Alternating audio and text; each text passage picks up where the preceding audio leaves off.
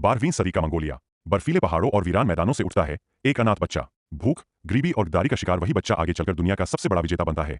उसका नाम है चंगेज खान, जिसे दुनिया ने खौफ का बादशाह कहा। बहुत समय पहले मंगोलिया की ठंडी और बर्फीली जमीनों पर एक बच्चा पैदा हुआ। उसका नाम था तेमुजिन। उसके पिता एक छोटे से कबीले के मुखिया थे, लेकिन किस्मत ने बहुत जल्द उसे अनाथ बना दिया। सिर्फ 9 साल की उम्र में उसके पिता को झड़ देकर मार डाला गया। पिता की मौत के बाद पूरा कबीला उसकी माँ और भाई बहनों को छोड़ गया। माँ अपने बच्चों को लेकर भूख से तड़पती रही, कभी घास खाकर तो कभी चूहों को पकड़कर उन्होंने अपने दिन गुजारे। सोचो, जिस बच्चे के पास पहनने को कपड़ा तक नहीं था, वही आगे चलकर दुनिया का सबसे बड़ा विजेता बना। तेमुजिन का बचपन बहुत कठिन था। एक बार दुश्मनों ने उसे पकड़ लिया और लोहे की जंजीरों से बांध दिया, लेकिन वह टूटा नहीं। रात के अंधेरे में उसने पहरेदार को मार डाला और भाग निकला। उस दिन उसने कसम खाई, अब मैं कभी किसी का गुलाम नहीं बनूंगा। धीरे धीरे तेमुजिन ने छोटे छोटे कबीलों को अपने साथ जोड़ा। वह सिर्फ ताकतवर ही नहीं, बल्कि चतुर भी था। उसने अपने सैनिकों को सख्त अनुशासन सिखाया। जो बहादुरी दिखाता उसे इनाम मिलता, लेकिन जो गद्दारी करता उसे मौत दी जाती। 1206 में सभी मंगोल कबीलों उसे अपना महान नेता मान लिया। अब वह सिर्फ तेमुजिन नहीं रहा, वह बन गया चंगेज खान, यानी संसार का शासक। उसकी सेना घोड़ों पर बिजली की तरह दौड़ती थी।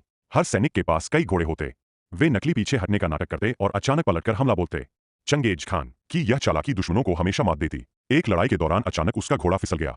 चंगेज खान जमीन पर गिर पड़ा और बुरी तरह घायल हो गया। कुछ कहते हैं कि वह चोट इतनी गहरी थी कि वही उसकी मौत का कारण बनी, लेकिन कहानी यही खत्म नहीं होती। कई दंतक थाई कहती है कि पश्चिमी एशिया की एक सुंदर रानी, जिसे चंगेज खान ने बंदी बना लिया था, उसने बदला लेने की कसम खाई थी।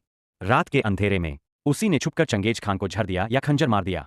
कुछ कहते हैं वही उसकी मौत का असली कारण थी। चंगेज खान मर चुका था, लेकिन उसके सैनिकों ने यह खबर बाहर नहीं जाने दी।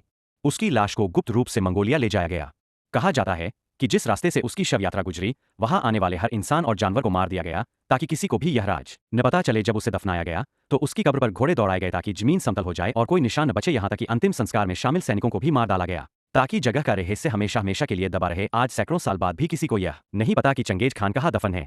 कभी कभी लोग कहते हैं उसकी आत्मा अभी मंगोलिया की ठंडी हवाओं में घूमती है और उसकी कब्र अभी भी धरती की गहराई में छुपी हुई है, जैसे कोई ऐसा राज जिसे समय भी उजागर नहीं कर पाया। चंगेज खान की पहली पत्नी बोटे से उसके 4 बेटे हुए, जोची, चगताई, ओगदाई और तोलुई। यही चारों आगे चलकर मंगोल साम्राज्य के स्तंभ बने। उनसे आगे उसकी संतानें पीढ़ी दर पीढ़ी फैलीं। इतिहास कहता है कि चंगेज खान के इतने बचे हुए की गिनती करना ही मुश्किल था।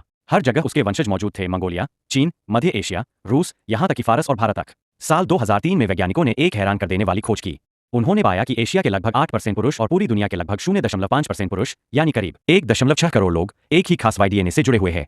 यह डीएनए सीधा उसी इलाके और उसी समय से जुड़ा है जब चंगेज खान जिया करता था। मतलब साफ है भाई, दुनिया में आज भी करोड़ों लोग उसके वंशज हो सकते हैं। दोस्तों, ये थी कहानी चंगेज खान और उसके रहस्यमयी वंश की। इतिहास के ऐसे ही अनसुने किस्से अगर आपको पसंद आते हैं तो चैनल को सब्सक्राइब कीजिए और घंटी का बटन दबाइए, ताकि अगली रोमांचक कहानी सबसे पहले आप तक पहुंचे।